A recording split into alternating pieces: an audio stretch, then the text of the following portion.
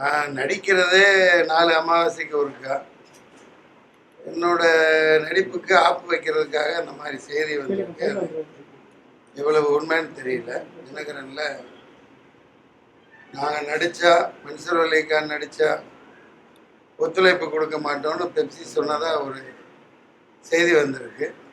ஒரு கடிதம் மட்டும் வாங்கி கொடுங்க. இந்த மாதிரி மன்சூர் அலிகான் நடித்தா நாங்கள் ஒத்துழைப்பு கொடுக்க மாட்டோம், ஒரு கடிதம் வாங்கி கொடுங்க, நான் பார்த்துக்கிறேன். கோர்ட்டில் எத்தனை கோடி நஷ்டஈடு வாங்கணுமோ அவங்களுக்கும் வாங்கி தருவேன், எனக்கும் நான் வாங்கிக்குவேன். அவ்வளோதான் நம்ம செய்ய முடியும்.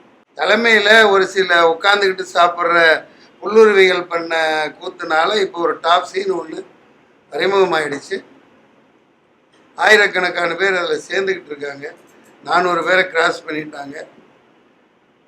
என் படத்தையும் டாப்ஸி தொழிலாளிகளை வச்சு முடிச்சுட்டேன். 60க்கும் மேற்பட்ட தொழிலாளிகள், 30க்கும் மேற்பட்ட ஃபைட்டர்ஸை வச்சு நானே அறிமுகப்படுத்துகிறேன். டாப்ஸி தொழிலாளிகள் வெறும் 2000 ரூபாய் கட்டி ஏழைப்பாளைகள்லாம் இதில் சேரலான்னு அமைச்சு அமோக ஆதரவோடு போய்கிட்டு இருக்கு. அந்த டாப்ஸியின் வளர்ச்சி பிடிக்காமல் இதை இப்படி போட்டால் மற்ற ப்ரொடியூசர் யாரும் இவனை அணுக மாட்டாங்க, இவனை தடுத்துடலாம் அப்படின்னு இப்படி ஒரு செய்தியை பரப்பியிருக்காங்க. இப்போது விஜய் சேதுபதி 2 வருஷத்துக்கு முன்னாடி யாருக்கும் தெரியுமா புதுமுகமாக தான் அறிமுகமானார். லக்ஷ்மி மேனன் யாருக்காவது 2-3 வருஷத்துக்கு முன்னாடி தெரியுமா புதுமுகமாக தான் அறிமுகமானார். இப்போது 100 படம் எடுக்கப்படுதுன்னா அதில் 80 பேர் புதுமுகங்களை வச்சு தான் எடுக்கிறாங்க. சரியா? கேட்குறதுக்கு பதில் சொல்லுங்கள். அப்புறம் நடிக்கிறதுக்கு மட்டும் கதாநாயகன் கதாநாயகி புதுமுகம் வேணும். Why not technicians? முதல்ல அவங்க நடிகர் சங்க உறுப்பினராகி அப்புறம் நடிக்க வந்தாங்களா? நாக்க பிடிங்கிட்டு சாவணும் இப்படி கேள்வி கேட்கிறாள். இவர் மன்சூர் அலிகானா இருக்கட்டும், லக்ஷ்மி மேனனா இருக்கட்டும், அன்சிகா மோத்வானியா இருக்கட்டும், நடிகர் சங்கத்தில் உறுப்பினராகி நடிகர் சங்க வேலை வாங்கி கொடுத்துச்சா? உங்களால் பதில் சொல்ல முடியுமா? கட்ட பஞ்சாயத்து பண்றதுக்கும் அதுல 2 கோடி ரூபாய் வரல, 50 லட்ச ரூபாய் கட்டிங் கொடுன்னு கேட்டு 5 லட்ச ரூபாய் வாங்கிட்டு உறுப்பினர் ஆகிறாங்க. அது எப்படி தாய் கேந்திரமா இருக்க முடியும்? வெக்கக்கேடு. நடிகர் சங்கம் செத்து போச்சு. இருக்கட்டும். டிஎம்கேல இருந்து ஏடிஎம்கே வரலையா?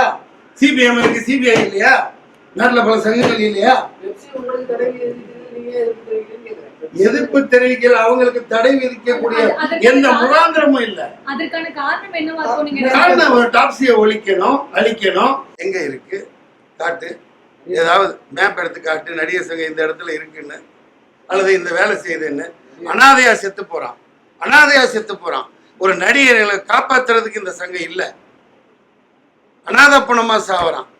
இறுதி காலத்துல மணமகிழ் மன்றம் மாதிரி செயல்படணும், எல்லாம் பண்ணணுங்கிறதுக்காகத்தான் எம்ஜிஆர், சிவாஜி, என்டிஆர், பிரேம் நசீர், வி.கே. ராமசாமி என்ன நான் கேள்விப்பட்டது, இவங்கெல்லாம் சேர்ந்து மண் வெட்டி எடுத்து வெட்டி அந்த இடத்த வாங்கி எல்லாம் காசு போட்டு வாங்கி சந்தோஷமா இருக்கணும்னு செஞ்சாங்க.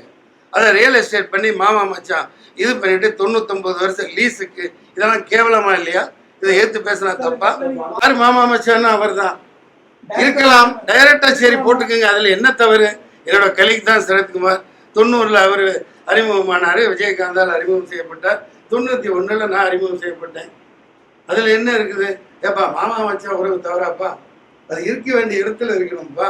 ஒரு சங்கத்தில் அந்த சொத்தை கபலீகரம் செய்யக்கூடாதுல்ல. நடிகர் சங்க தேர்தல் என்று ஒன்று நடந்தால் நிச்சயமாக என்னுடைய ஆதரவும், டாப்ஸி தொழிலாளிகளின் அனைத்து ஆதரவும் நிச்சயமாக நடிகர் விஷால் அவர்களுக்கு தான்.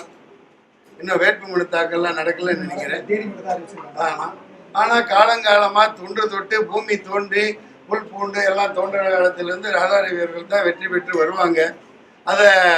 அது காலங்காலமாக நடந்துக்கிட்டு இருக்கிற ஒரு பேருண்மை. ஏன்னா அதை செட்டப் பண்ணி விட்டுட்டாங்க.